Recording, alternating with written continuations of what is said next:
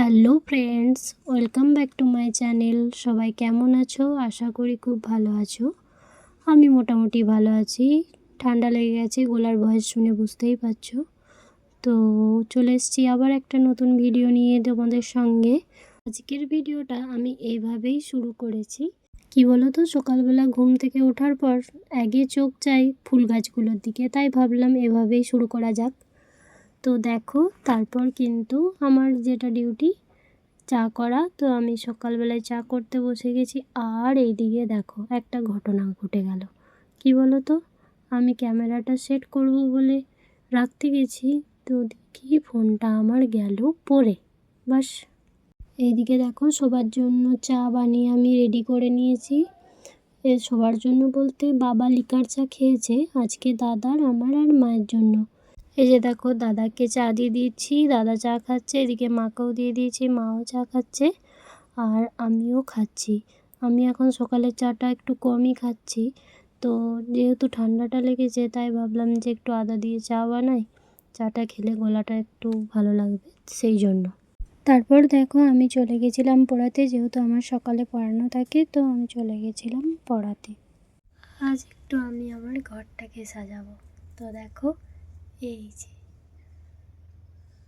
এগুলো কোথায় লাগাচ্ছি চলো দেখাই। এইখানে এখন এটা আমি লাগাবো, কিন্তু কিভাবে যে লাগাই সেটাই মেন ব্যাপার। দেখি এখানে লাগানো যায় কিনা। এভাবে রাখলে পড়ে যাবে, তো থাকবে কি?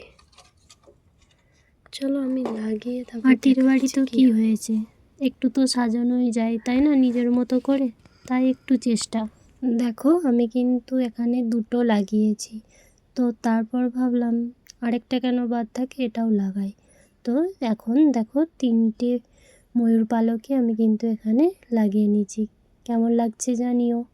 এই বাঁশটা দেওয়ালে থেকে যাওয়ায় তাই কিন্তু দেখো ভিডিওটা ঠিক করে করতে পারিনি। আসলে কি বলো তো, ময়ূর পালকগুলো দেখতেই পাওয়া যাচ্ছিল না, তাই আজকে কিন্তু আমার পড়িয়ে এসে খাওয়া হয়নি, তাই ভাবলাম একটু খেয়ে নিই। তো সেই জন্য একটু ছাতু নিয়ে নিয়েছি খাওয়ার জন্য।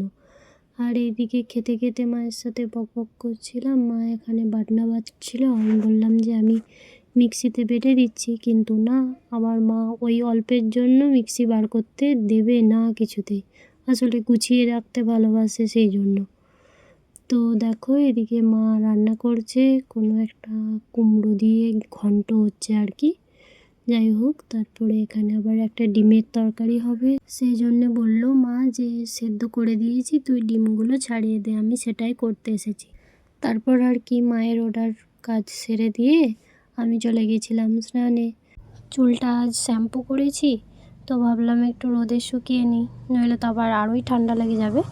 এইদিকে দেখো আমার বাবা এখানে দাড়ি কাটবে, সেই জন্য সব রকম সরঞ্জাম নিয়ে বসেছে। তো আমাকে বলল যে একটু কুচো সাবান দিতে, কারণ শেভিং ক্রিমটা ফুরিয়ে গেছে, সেটা দিতেই এসেছিলাম। তারপর ভাবলাম তোমাদের সাথেও একটু শেয়ার করি যে আমার বাবা কিভাবে দাড়ি কাটছে। আর কারোর বাবা এরকম ঘরে দাড়ি কাটে কি, তোমরাও জানিও। তো তারপর দেখো মা এখানে আমাদের খেতে দিয়ে দিয়েছে। মেনুতে আছে কুলতা পাতা দিয়ে ডিমের ঝোল, কুমড়ো পুঁই শাকের ঘন্ট। তোমাদের বলছিলাম না যে মা মিক্সি থাকা সত্ত্বেও কিছু বাড়তে চায় না, সব কিছু গুছিয়ে রাখতে পছন্দ করে। দেখো সব প্যাকেটে মোড়া গুছানো রাখা আছে, খুব দরকার না হলে একদমই বার করতে চায় না। জানো তো, আমার বাবার ইচ্ছে ছিল যে মিক্সি নেব, কারণ আমার বাবা রান্না করতে যায়, সেই জন্য অসুবিধা হয়, তাই আমি আর আমার বাবা দুজন মিলে এটা কিনেছিলাম। এখন বাজে রাত্রি 9টা আর আমি এখন খেতে বসেছি, তো খিচুড়ি খাচ্ছি। তো তোমাদেরও কি ভালো লাগে খিচুড়ি খেতে আমার মতো? বিরিয়ানি আর খিচুড়ির মধ্যে আমি কিন্তু খিচুড়িটাকেই চুজ করব। তো আজকের ভিডিওটা এতটা অবধি, যদি ভালো লাগে তাহলে অবশ্যই একটা লাইক করে যেও।